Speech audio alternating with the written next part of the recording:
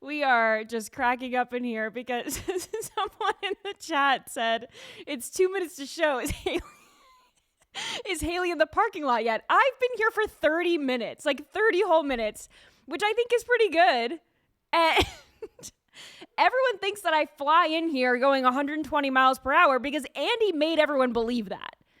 You say that I come in here on two wheels and that, we're starting the show. I'm, throwing things together and we got 5 minutes to go. You even said we're sitting here with nothing to do. We're sitting here twiddling our thumbs because I'm here so early. Yeah, about journalism, you just have to be right enough of the time for people to believe you. I'm not saying it happens all the time, but there's been lift between your tires and pavement.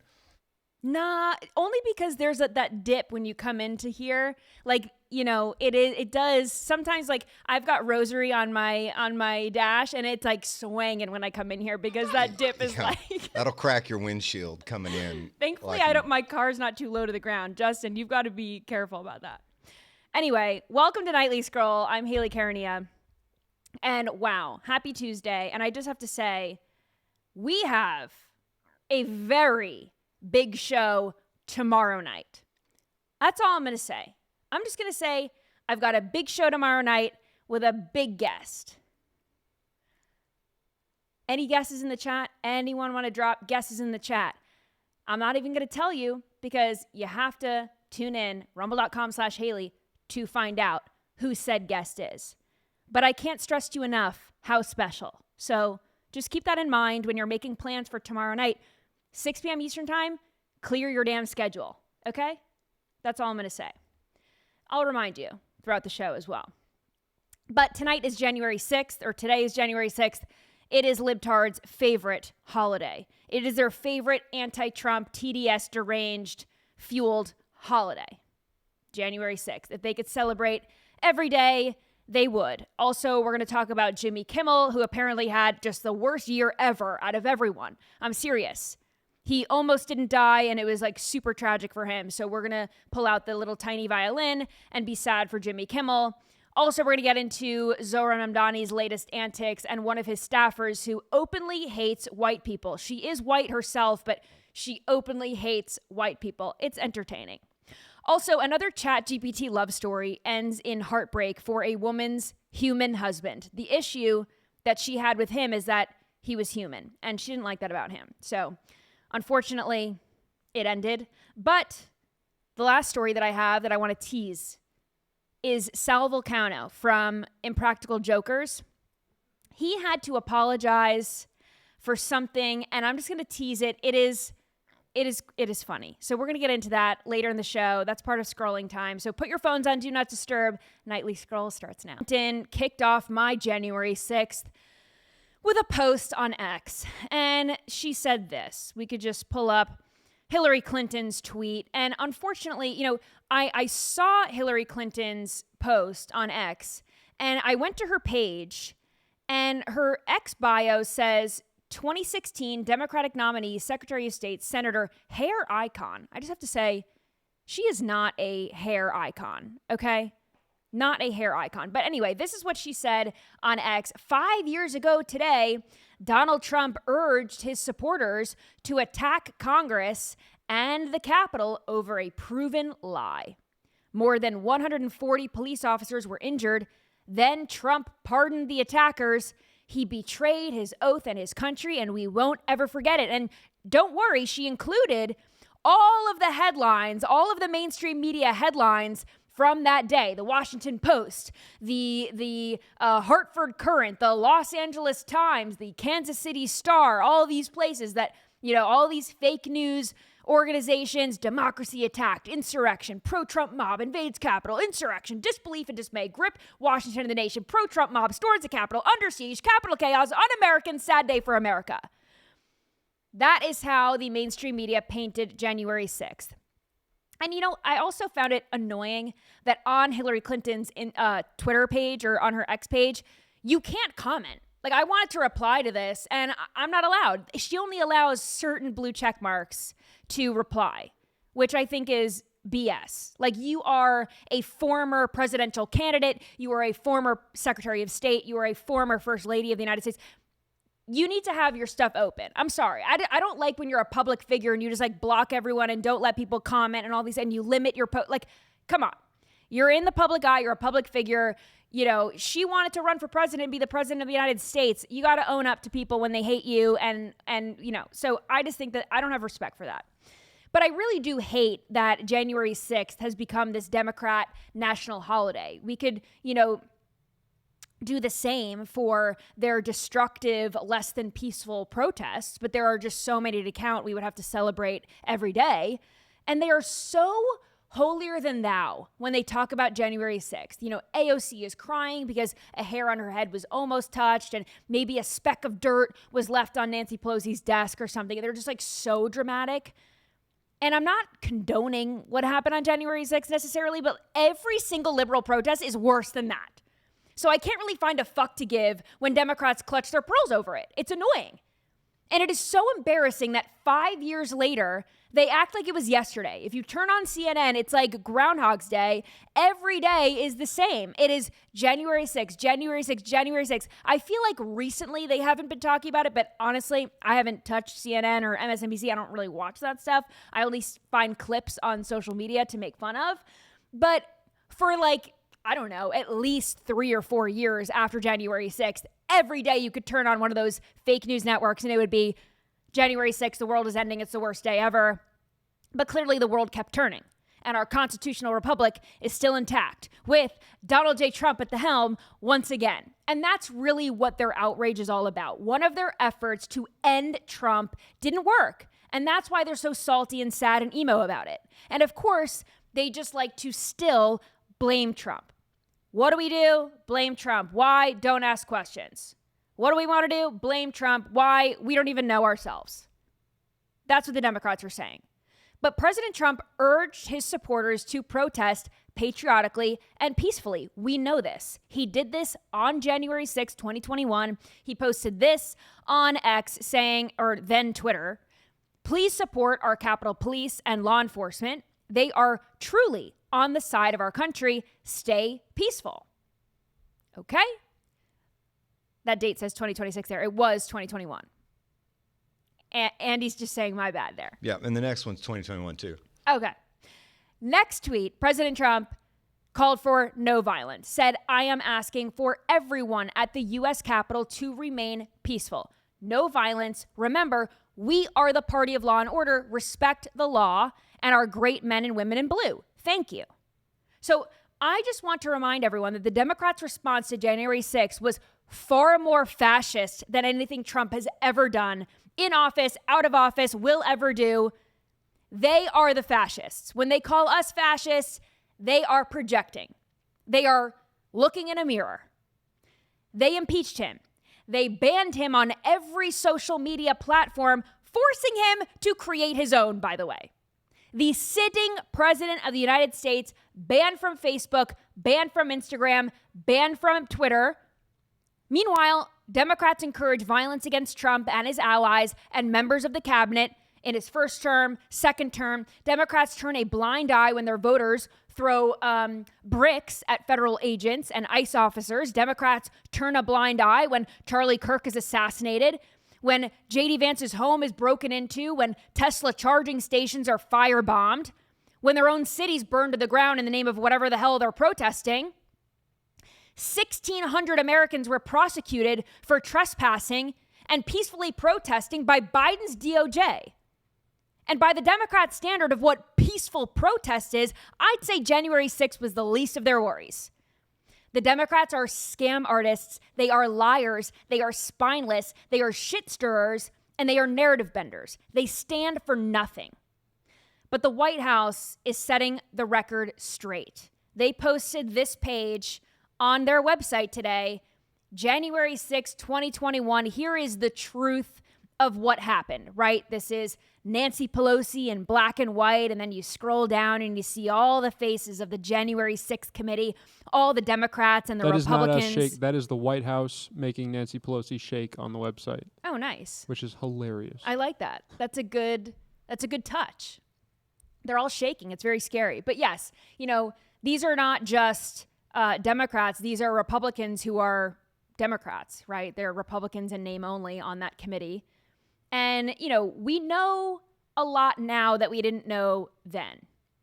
And I'm glad that this is on the White House website and it's going to be archived for good, because we know now that Nancy Pelosi denied National Guard troops when Trump offered them ahead of time. We now know that federal agents were in the crowd doing crowd control, which is not their job. And after President Trump had urged people to peacefully protest and remain calm, we know that unarmed Air Force veteran Ashley Babbitt was fatally shot by Capitol Police Lieutenant Michael Byrd. And now it turns out, just to mix all of these stories together, we're linking now this daycare fraud scandal with January 6th. Who would have thought, right? But it turns out that Capitol Police Lieutenant Michael Byrd's wife, Kaleska, she is running a daycare out of their home in Maryland. So not Minnesota, but again, we already know with Nick Shirley exposing what's going on in Minnesota, we found out that similar things are happening in Ohio and California, all over the place. So we had Paul Sperry on X break this news, and he posted this saying, new. Records show U.S. Capitol Police Captain Michael Byrd, who fatally shot unarmed January 6th protester Ashley Babbitt without warning, has been running an unaccredited daycare center with wife Kaleska from their Maryland home since 2008.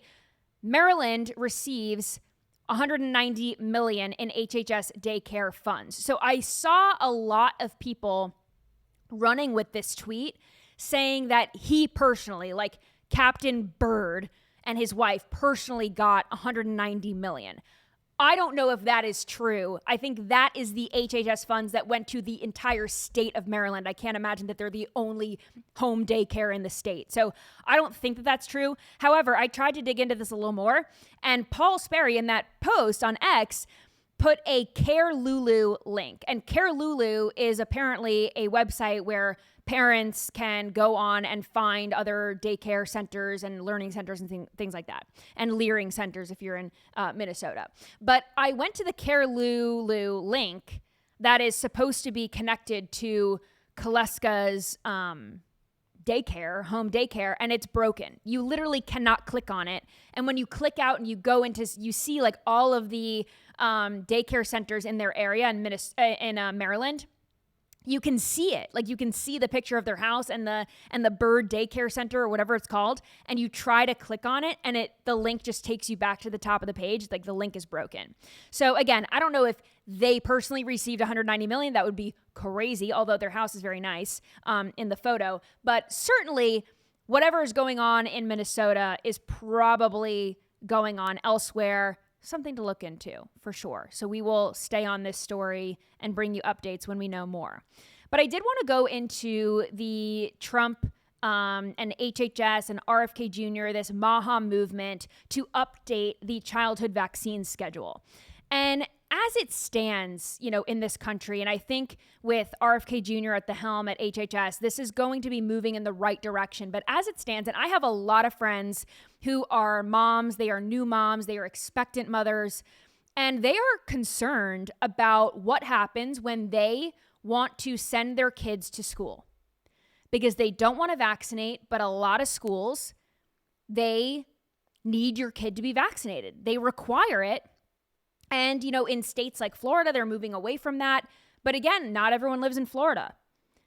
So this needs to be a federal level, and change is occurring. The CDC has updated their recommendation that parents should speak with a physician before vaccinating their children for the rotavirus, COVID-19, the flu, meningitis, hepatitis A and B.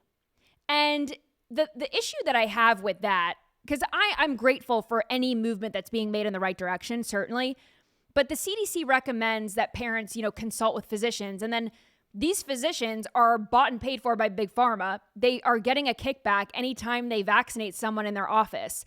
So the CDC recommending that parents consult a physician doesn't really stop vaccines. I would argue that parents going to consult a physician, the physician is going to say to them, yes, I recommend you vaccinate your child for rotavirus, COVID-19, the flu, whatever.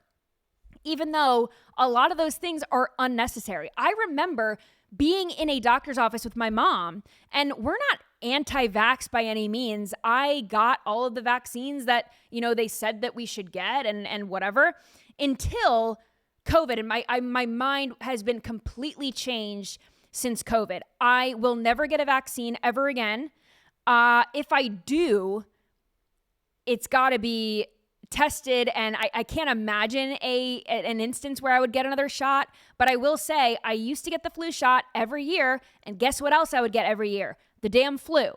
It did not prevent it. It was predictive, and it was always a flop. And again, this is just like a money-making machine for these people, and then God knows what they're putting in them. Can't be good, right? So I have been, like, my whole life, I've been told, like, get the flu shot, get this. And I'm realizing now what a scam it is. I was getting the shot and I was also getting sick. And I will tell you, since not getting the flu shot, I haven't gotten one since 2020. I have not gotten sick. My immune system is perfectly fine. There are some times where I'm like, I wake up with like a little sore throat or something and I'm like, and then I take vitamin C and zinc and everything and I'm fine. I get good night's sleep and I drink a lot of water and I have some chicken noodle soup and guess what? Everything is fine. Not everything needs a big pharma answer and a big pharma solution. So that is my issue with that. However, when you have a baby, they will recommend all this stuff like vaccines against sexually transmitted diseases and things like that. When if passed from the mother to the baby could be detrimental to the baby. But you can test the mom to see if she has an STD before you vax up a baby, right? So a lot of these vaccines, like 70 plus vaccines, not all of them are necessary. So the CDC will continue to recommend that children are vaccinated against tetanus, whooping cough, influenza type B, pneumonia, polio, measles, mumps, rubella, as well as human papillomavirus and chickenpox. But again, this is a step in the right direction because I think we need to put the onus back on parents and give the power back to parents. Parents need to do what's best for their children and their families. And we're realizing now that these medical and health professionals, they don't always know what they're doing. And maybe they have good intentions and they're just messing up. But after COVID, I cannot believe that. I don't believe that these people have good intentions. I think a lot of them are evil, and I think a lot of them are money-driven and money-hungry, and they will do anything for a check. They will do anything for that kickback. And why would we let our children be the guinea pigs for these money-hungry, big pharma freaks? Certainly, I don't want to do that. And if I ever have children, I hope that I do not want to vaccinate them because it is just the information that we're finding out now, the pros do not outweigh the cons for me. So someone in the chat just said, cannot be trusted. Totally agree.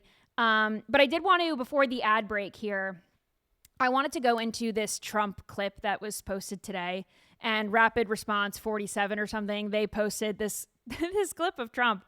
And he is so funny. Like, I just have to say, this clip, I was laughing through the whole thing. And he's talking about, he's been on camera before, like making jokes about lifting weights. And it's like, and he like makes all these noises and stuff. And apparently Melania does not like when he does that, but we do. So watch this. And she gets up and they put a little tiny thing like this, little thing. And my wife, by the way, my wife hates when I do this. She said, she's a very classy person, right? She said, it's so unpresidential. I said, but I did become president. He has a point. She hates when I dance. I said, everybody wants me to dance. Darling, it's not presidential. She actually said, could you imagine FDR dancing? She said that to me. And I said, there's a long history that perhaps she doesn't know. Because he was an elegant fellow, even as a Democrat, right? He was the attack by Japan, he was quite elegant. but he wouldn't be doing this. But nor would too many others. But she says, darling, please, the weightlifting is terrible. And I have to say this, the dancing they really like. She said, they don't like it, they're just being nice to you. I said, that's not right. The place goes crazy. They're screaming, dance, please. But the weightlifting, but no, the girl gets up. And you see, I want to be more, but I have somebody watching. I want to be more effusive. I want to really, yeah. But she gets it. And, I love how he doesn't care either. Drops the thing, walks off the stage crying. Her mother's crying, her father's crying. Guy gets up. He said, have you lifted before? A little bit. And he walks up. Bing. He could have gone ding, ding, ding, ding. I think it was 112 pounds, right? It's crazy. It is. It's crazy. He was also talking about how, you know, the Trump dance. And the Trump dance is so iconic. I do it every night before scrolling time or after scrolling time to the scrolling time music. I love it. To Melania, with all due respect, we love the dancing. President Trump, do not stop. Do not stop dancing. We absolutely love it. And he even said, you know, when he was doing these little motions, he dropped a bing, bing. Do you remember on the campaign trail in 2015 when Trump, they made that compilation video of him saying bing, bing, boom, boom, bing, bing. We've got to find it and play it on the show, maybe later or tomorrow. It's one of my favorite Trump compilation videos. But I do have some breaking news here just before I get to the ad that Michael Reagan, the eldest son of President Ronald Reagan, has died at the age of 80. And they released an announcement from the Reagan Foundation. They put out a statement by Fred Ryan, the chairman of the board of the Ronald Reagan Presidential Foundation and Institute, on the death of Michael Reagan. And they said that, you know, he lived a life shaped by conviction, purpose, and an abiding devotion to President Reagan's ideals. A successful author, nationally syndicated radio talk show host, a sought-after public speaker, Michael used his voice to champion freedom, personal responsibility, and the principles that defined his father's presidency. Yet beyond his professional accomplishments, Michael was above all a devoted son and deeply loyal friend to the Reagan Foundation and Institute. So I just wanted to say rest in peace to Michael Reagan and to the Reagan family. That is a massive loss, and there's really not much else to say. Just a wonderful, wonderful family, wonderful man. And our thoughts and prayers are with the family. Taking a quick break here to tell you about Helix Sleep. Winter is here, and honestly, I'm spending way more time indoors, especially in my bedroom, of course. And let me tell you, staying comfortable has never been easier since I switched to a Helix mattress. Before Helix, my nights were a mess. Night sweats, back pain every time I moved in the middle of the night, you know, birdies on my pillow. I felt it, right? It was exhausting, but Helix changed everything. And I took their sleep quiz, and it matched me with the perfect mattress for my preferences. No guesswork, no stress, just the right fit. And since then, my sleep has improved dramatically. I wake up feeling refreshed, and honestly, a good night's rest sets me up for a great day. Helix is award-winning. It ships free in the United States and offers a 120-night sleep trial plus a lifetime warranty. And if you're not happy, their Happy with Helix guarantee makes returns seamless. So upgrade your sleep today. Helix has an offer exclusive for the homies. Go to helixsleep.com/Hayley, that is Hayley, for 27% off site-wide. That is helixsleep.com/Hayley for 27% off site-wide. And make sure you enter the Nightly Scroll name at checkout so they know that we sent you. helixsleep.com/Hayley. All right, well, Jimmy Kimmel opened his big mouth, his big fat mouth. And of course, he had to say some dumb stuff. So let's just take a listen and then we'll react on the other side. Watch. I think that it's interesting. It was almost a near-death experience for me. And, you know, of course, not literally, but I did feel a little bit like Tom Sawyer and Huck Finn watching their own funeral when all this stuff happened. And to be here and to see that people reacted to it in a not just a positive way, but in almost a desperate way. we're like, oh boy, when they come after the comedians, this is when we draw the line, and we're very grateful that they drew the line at us. Ugh. I'm so over this guy. And of course, in his speech, he's, taking shots at the president. He said, we couldn't have done it without you, Mr. President. So thank you very much. That's on, breaking these records on YouTube for his show that is like failing, by the way. And all of this stems from the fact that Jimmy Kimmel lied about Charlie Kirk's assassination. He lied. He said that the assassin was this like right-wing conspiracy theorist, terrorist, blah, blah, blah. He got his facts wrong. And for that, he was held accountable, right? He was given a short suspension and he got his show back. So again, this was a slap on the wrist. And of course, he made a huge deal out of it. And oh my gosh, all his celebrity Holly weirdo friends came to his side and they were all upset. And oh my gosh, the Democrats were saying, well, this is, anti-free speech and blah, blah, blah.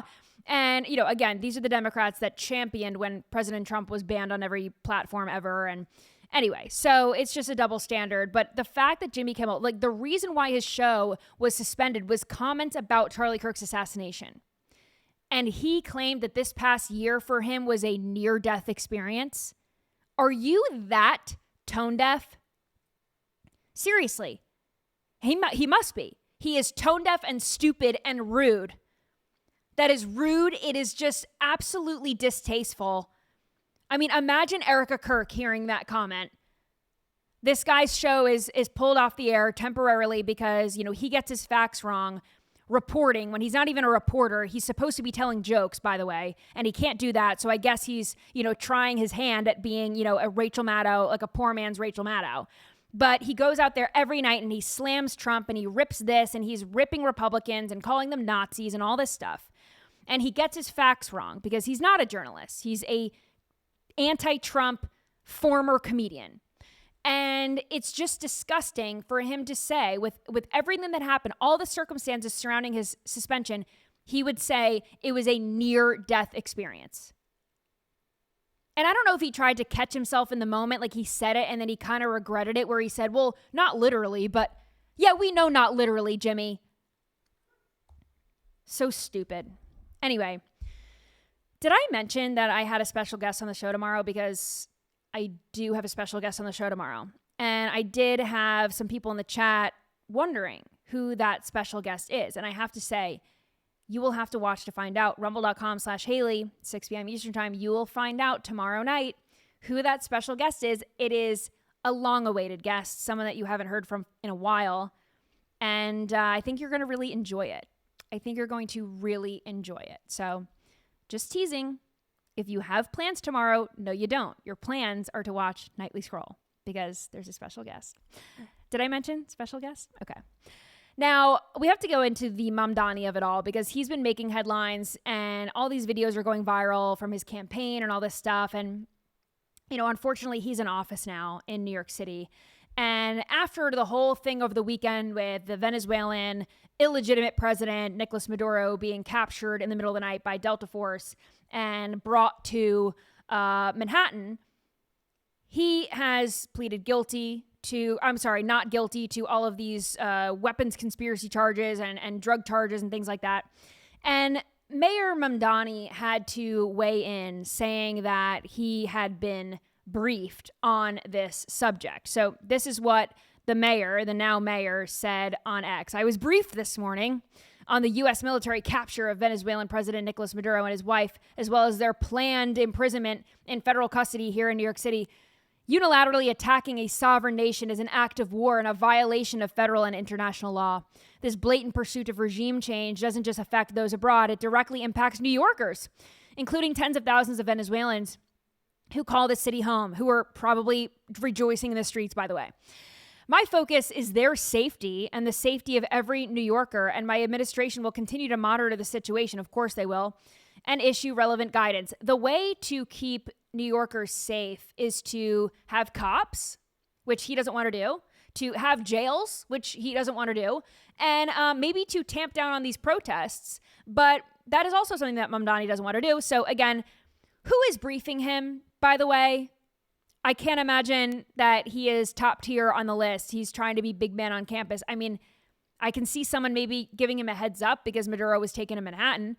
But this guy, I mean, really, he's low man on the totem pole. He's just a lowly mayor, okay? He's not that important. But of course, he is monitoring the situation. And it turns out that it's kind of unclear as to whether or not he was actually briefed. A reporter was asking about it. Watch this. Clearance yet, and has anyone from a federal agency reached out to you or members of your team to begin the vetting to get federal security clearance? That briefing, yes, was conducted by my team, and the question of federal security clearance is one that's ongoing. So, do you have it right now? No, not as yet. No. So he doesn't have the security clearance needed to be briefed on situations like this. And it turns out that he was briefed by his team. So therefore, one of the libtards and trannies on his team read an article from the New York Times and then passed along that information to him. That is the extent of his briefing, I would imagine. But not only that, he is now talking about, his entire campaign is about accessibility and making things affordable for New Yorkers, including World Cup tickets. Watch. What we are seeing, I had a New Yorker the other day come up to me and ask me if there was any way I could help him get World Cup tickets because he was saying that the cost that he saw for a game was $600, right? This is increasingly out of reach. We have made what used to be a working class game into a luxury experience. And there are too many for whom it doesn't matter where the World Cup is being played in the world. They know where they're going to watch it. It's TV. And we want to ensure that there are more experiences available to each and every New Yorker. Wait, where is the World Cup? Do you guys know? I need my boys in the room to tell me what's going on in the world of sports. Anyway, why do tickets... It's in a few different cities, but I know it's in LA. Is it in New York? I don't think so, but we're looking right now at the schedule. Okay, you let me know. But who asks the mayor for help with World Cup tickets? That is the most absurd thing that I have ever heard. That's like literally out of Parks and Rec. This is like a fake. This is something that they would do on Veep or Parks and Rec. Like, who asks the mayor for accessible and affordable World Cup tickets? This is someone who is running on, affordability when it comes to food and, transportation and housing and things like that, which, obviously I don't buy into the socialist crap, but I could see how those things are necessary, right? Like food, shelter, water. Okay, I can understand why someone would want these things to be affordable.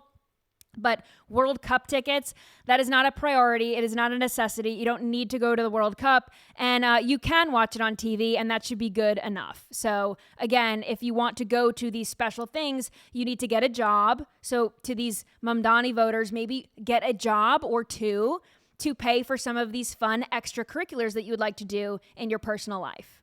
It's spread out all over the country. So, you got Miami, Dallas, Boston, Philadelphia, Kansas City, Houston, LA, but it's in MetLife, so it's in Jersey. It's in Jersey, okay.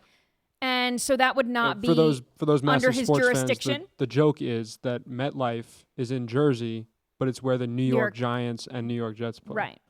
So I don't know if Mamdani is new to New York sports. He's new to American sports, so I don't know about that. Maybe. I mean, I guess New Yorkers kind of claim that, but even when I was living in New York, I mean, I was living in New York until I was, 28 years old. I never went to a game at MetLife because it is a pain in the you-know-what to get there. Oh, yeah. I mean, it's a long haul to get to Yankee Stadium, especially from where I was living. I was living all the way downtown. Oh, my God, I'd be on that train forever. Yes, and then going all the way to Jersey, and then, like, all I heard about was, the parking is a nightmare. I mean, anyway. We won't get into that. But speaking of the subway, Mamdani has been saying that transportation should be cheaper, and he's talking about like free buses, and there's already free or, sort of free buses, like buses to the airport, the Q70 SBS bus that goes to LaGuardia, the M60 SBS bus also goes to JFK.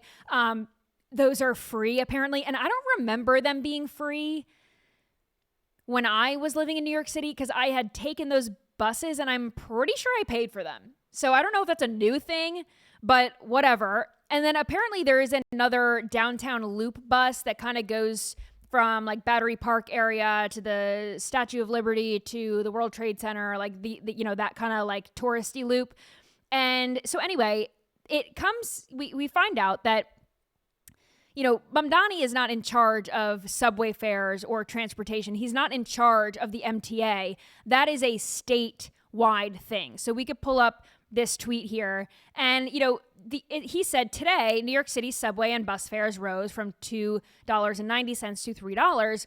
I spent the evening riding the only free bus in the city, the Q70, to hear what a fare-free ride has meant for New Yorkers. And what was clear right away is that this relief this one bus gives to working class New Yorkers. Imagine if every bus felt like this. So he pulls this stunt where he rides the free bus and asks people if they want the bus to be free.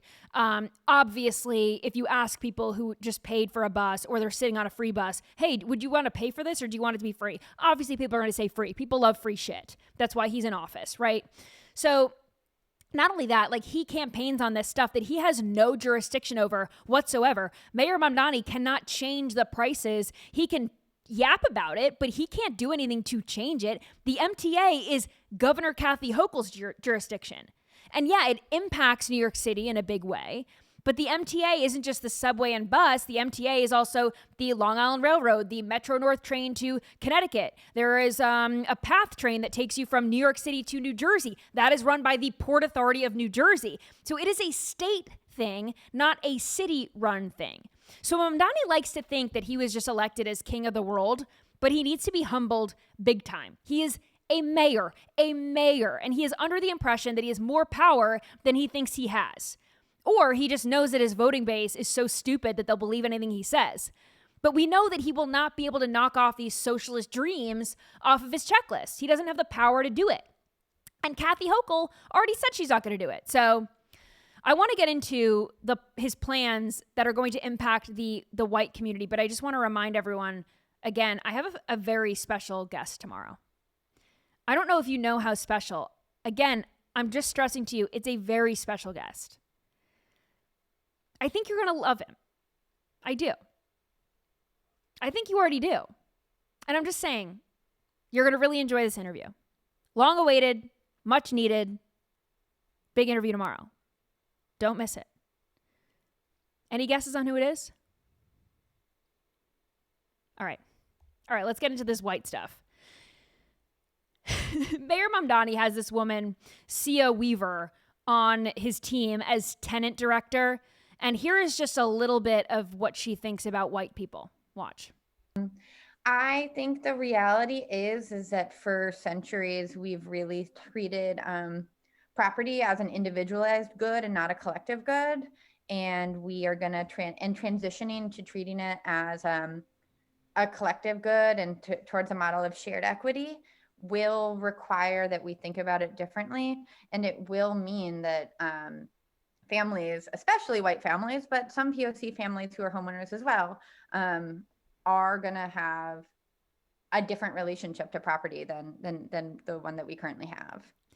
Yeah, if you're white and you voted for Mamdani, again, all we have to hope is that he can't actually do any of these things that he's planning, but he wants to tax white families at a higher rate than other families.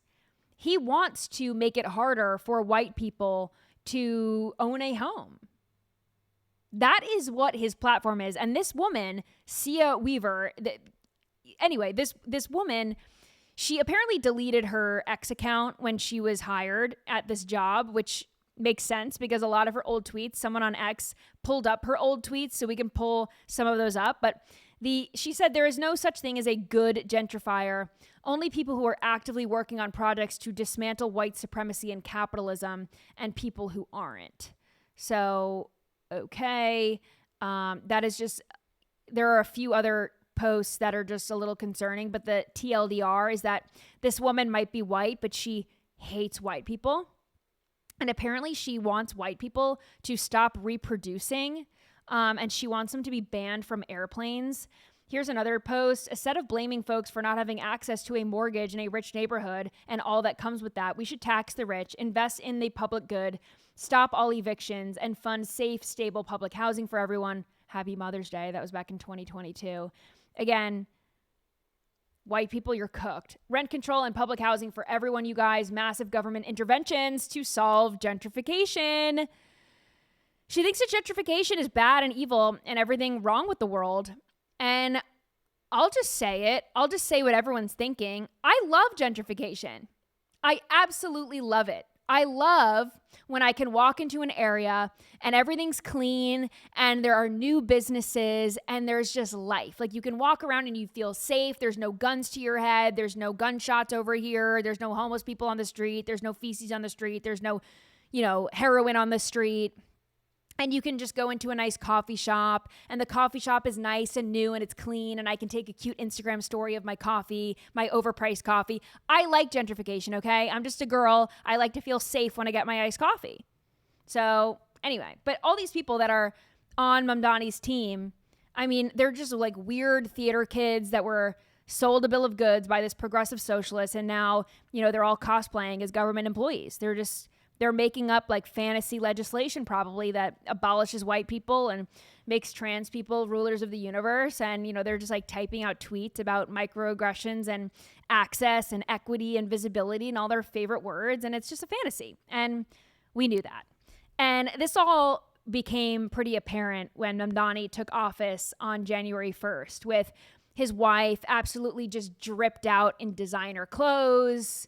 And, no one cares if you're dripped out in designer clothes or you're flying on a private jet if you're a capitalist. But if you're a self-proclaimed socialist and you don't walk the walk, it is glaringly obvious that this is all a ruse. And I don't care that Mamdani's wife was wearing like $630 boots. I don't care because I know that they're fakers.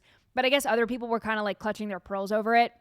And, people with their heads on straight and people who watch this show, we all knew that they were fakers and liars, but I don't know. Then again, the voters in New York would have to understand that, and I don't think that it gets through their heads. And I think that they would vote for anyone who is anti-Trump and promises them the world. But it doesn't matter how it gets done, only if it sounds good. I do want to tease to you again that I have a special guest tomorrow. I don't know if I've stressed this enough. Did I mention that I had a special guest tomorrow? No? You should probably tell him. I should probably tell everyone. I have a special guest tomorrow. Like a really special guest. And you're going to want to tune in. It's actually an exclusive sit-down interview. An exclusive sit-down interview. Anyway, if you're not doing anything tomorrow, I'll be here with my exclusive guest. So you should join us. Where should we go from here? I feel like I have all this like crazy stuff going on in all these like deep blue cities, but I really do want to get to scrolling time. So should we just do that and I'll get to all this other stuff tomorrow? Let's hit scrolling time. And sometimes Trump, he hits it with like, he kind of does like this like jerky movement. Never let them know your next move, Mr. President. He just kind of like, I love it. All right. I wanted to play this on Monday and I didn't have time. And Demi Lovato, she is a keyword, she is a pop star. She was a Disney star. She was in the movie Camp Rock with the Jonas Brothers. This was like stuff that I used to watch when I was growing up. And she became a big, Disney star and she was on Disney shows. And then she kind of like went off and did her own like music career. And she had some success. She's very talented. And then she kind of fell off a little bit, but I want to show you a little bit of her New Year's Rockin' Eve performance where she looks great. Watch.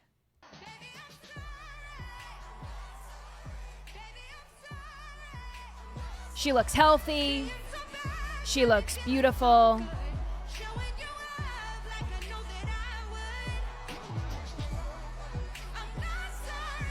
The vocals are healthy as well. She's very talented, right? Very talented, looks beautiful.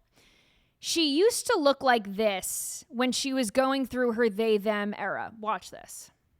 I want to take this moment to share something very personal with you. Over the past year and a half, I've been doing some healing and self-reflective work. And through this work, I've had the revelation that I identify as non-binary. With that said, I'll officially be changing my pronouns to they, them. I feel that this best represents the fluidity I feel in my gender expression and allows me to feel most authentic and true to the person I both know I am and still am discovering. Very authentic. She is reading off of a teleprompter. I don't know who wrote that for her, maybe like a PR person or something, but her sobriety really helps. Like, you know, that she's so good. She is so good as a musician. She is good. And someone in the chat pointed out that she was abused. And, you know, when she was on Camp Rock and all these Disney shows and stuff, she was doing hard drugs while she was working as a child actress. This is just, it's a horrific industry. And I feel for the people who get sucked into this Hollyweird and music industry. There's a lot of abuse that goes on, child abuse, just exploitation. Horrific, right? So maybe that had something to do with her falling into this trap in 2020 where all of these, you know, it became the cool thing in Hollywood to go by they, them pronouns. And then in 2023, she said, I'm actually over it. I'm going back to being a girl because I feel feminine now.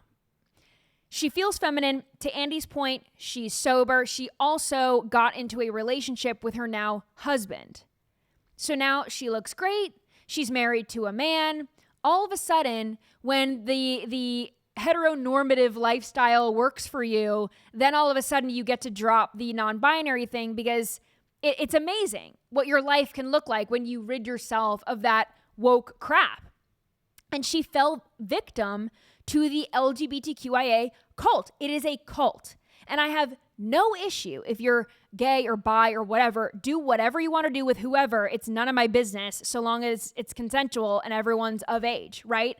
But what I cannot get behind is the gender-bending nonsense that defies science and reality and grammar, by the way, because no one can identify as they. A singular person is not they. What do you mean you go by they? It's a total grift. And none of these people, they don't even buy into it themselves. They just do it for clout. And then as soon as it's exhausting to them or it's not lucrative or it's not popular, they just drop it like a hot potato. And now she looks completely normal. And the same thing happened to JoJo Siwa. She was on Dance Moms. She was kind of like this young child star as well. And she announced a new singing career, coupled that with coming out as a lesbian, of course, because you have to do both. You can't be a straight white person. You have to be, you know, if you're white, you got to like come up with something else to make you okay in the eyes of Hollywood. And JoJo Siwa, I think she was on the Big Brother. She was on Big Brother or something. She ends up dating one of her male co-stars. Now she's dating it. All of a sudden, she's straight. Isn't that amazing?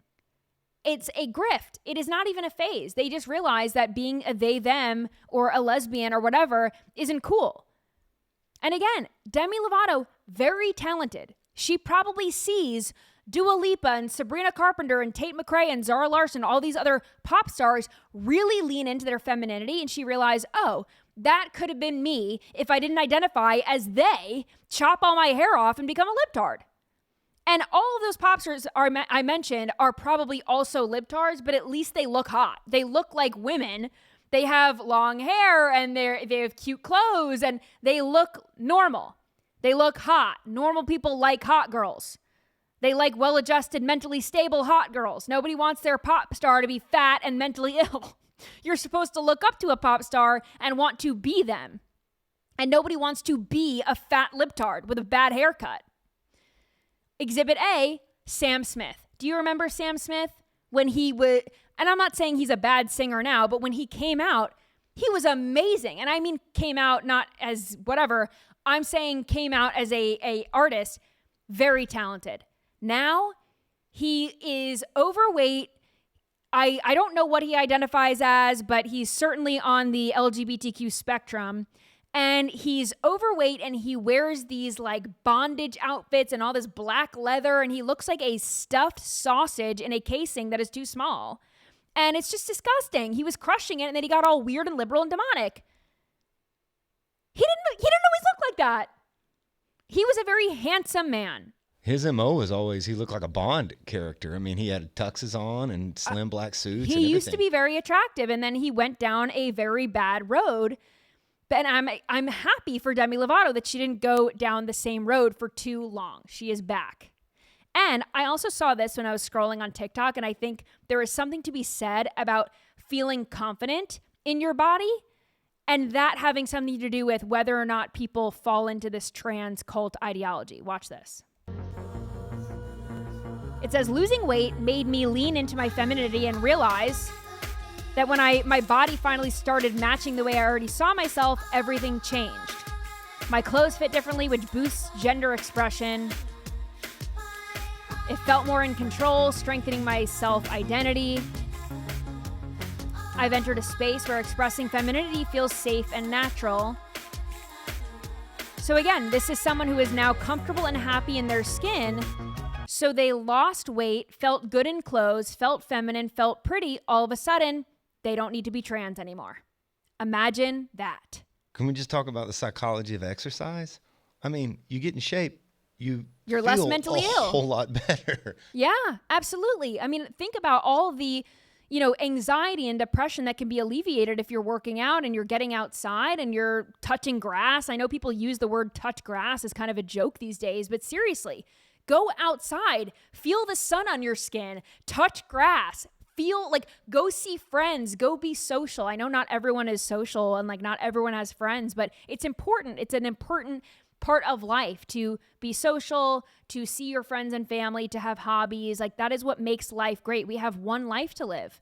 And why would you want to spend 1 second of it not being happy with yourself? Or at least getting to a point where you can feel happy with yourself. So again, I think there's a lot to be said with this transgender stuff being very closely linked to a poor mental health. And I think if all of these people could just get help that they need instead of being affirmed in their delusion and their dysphoria, we would see a lot of these people come back to normal and hopefully live out a happy life. So I want to get into this Sal Vulcano stuff. Does everyone watch the Impractical Jokers? I remember growing up and watching that show. 4 friends, they prank each other. They've got crazy dares and things like that. And Sal Vulcano is a comedian also. And I was scrolling on TikTok and I saw this apology video. Watch this. What's up, everybody? Sorry for the way I look. I've just been laying around the house all day waiting for the Steelers-Ravens game. Yesterday, my social media team posted my tour poster across all my social platforms. And they did so on TikTok without audio. I found out today, when I was alerted to this post, that TikTok will assign their own trending audio to your posts, even if you don't post any audio. There was trending audio of some type of racially charged rant, and TikTok took it upon themselves to connect that to my tour poster, which is unfortunate. So, at first I thought I was hacked, but no, not at all. I don't know why they will allow something like that to trend and then actually assign it to people's videos. Obviously, I'm a public-facing person. I saw in the comments that it happened to a bunch of other people. So just be on the lookout for this, because obviously we have careers, lives, reputations, right? Be on the lookout. Something that's no fault of your own can cause major damage. For myself, not everyone that saw that original post is going to see this post and this clarification, and that's an issue. And that's something I have to deal with now, maybe forever, for a percentage of people that think that I posted that. Obviously, I would never post anything like that. Okay. I do want to point out, before I show you the video that got him semi-canceled, that prompted this apology, I just want to point out that he said, "I'm sorry for the way I look," at the top of the video. Never apologized, actually, for the content of what we're about to see. So let's watch this. Now Jews be Jewing, niggas be nigga-ing, bitches be bitchin', Jews be Jewing. It's what they do. So that is Sal Vulcano's tour poster for his stand-up comedy tour, paired with none other than a rant from Nick Fuentes. So And TikTok does do this, right? And I don't know how you have a team that posts on your behalf and they don't also know this. That if you post, and I'm going to do it for you right now, we're going to see what video or what sound comes up. But if I go to photo on the TikTok app, I'm going to take a photo right here and then I'm going to play the sound for you. So let's see what TikTok attributes to this photo.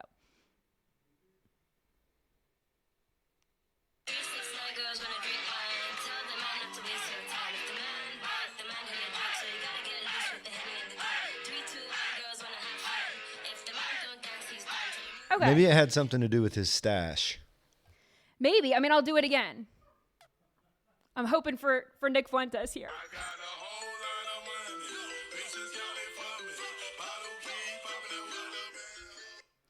TikTok knows I'm not racist, so anyway.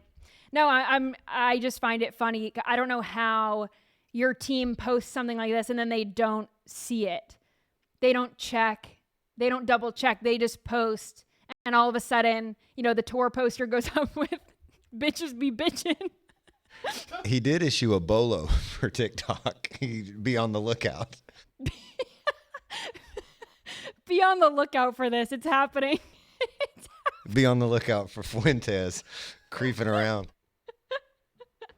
I don't know. I just think it's so funny. And on TikTok, like in the comment section of his apology video, people are like, you should have left it up. It was funnier.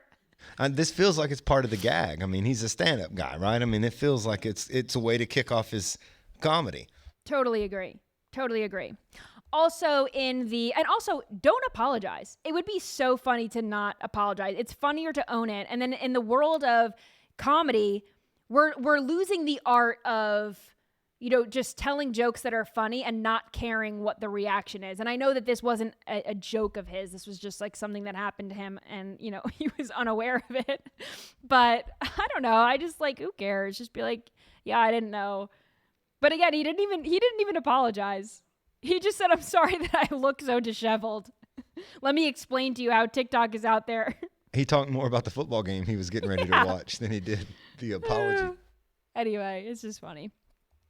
Also in the world of pop culture and on internet culture, I should say, Trisha Paytas might be teasing a political run. And you might be wondering, who is Trisha Paytas? I've talked about her on this show before because there is a conspiracy. We did a tinfoil hat time segment on Trisha Paytas because there's this conspiracy that every time she births a child, and she's like a YouTuber and influencer, podcaster type thing, she's got millions of followers. Every time she has a baby, someone in Hollywood dies. So people think that Trisha Paytas, I don't know if her womb is a portal to I don't know what, but whenever she brings life into the world, she also takes it. And I think this was the first time this reincarnation theory happened. It was in 2022. Her first daughter is quite literally named Malibu Barbie. And right after Malibu Barbie died, the Queen of England died. Then it happened again. Trisha had her second daughter, Elvis. Is the daughter named Elvis? Elvis. And then after Elvis was born, Pope Francis died. So that was the second time it happened. Then on her third baby, she had a son that she named Aquaman. All of her children are named after movies. So after Aquaman, Moses was born, Ozzy Osbourne died. So this is the theory, right? But here she is on TikTok teasing a potential run for office. Watch this. Currently Googling how to run for Congress in California 2026, and it takes me to like this PDF. Requirements, fees. It looks like I have to get, as a write-in candidate between February 9th through March 6th, I need to get the documents from election officials, get 40 to 60 signatures. See, even Aquaman thinks it's hilarious that his mom would run for office. Any candidate can get signatures. I wonder if I can get e-signatures. Can I do it online? Do I have to go person to person? The idea of me being representative for the state of California came to me in a dream, in a vision, if you will. It's so vivid to me. It came to her I in a like so many vision. people are just like watching the world just crumble little by little, but I'm not giving up hope. I'm a mother with 3 kids, and I really have a Generation Alpha and a Generation Beta, and they really need a better world. And I really think my slogan for running will just be like, California could be good. Hope you guys have a good night. Any advice on this, let me know. I'm literally just Googling, but that's where it starts. So California could be good is her slogan, soft launch slogan, right? We're spitballing here.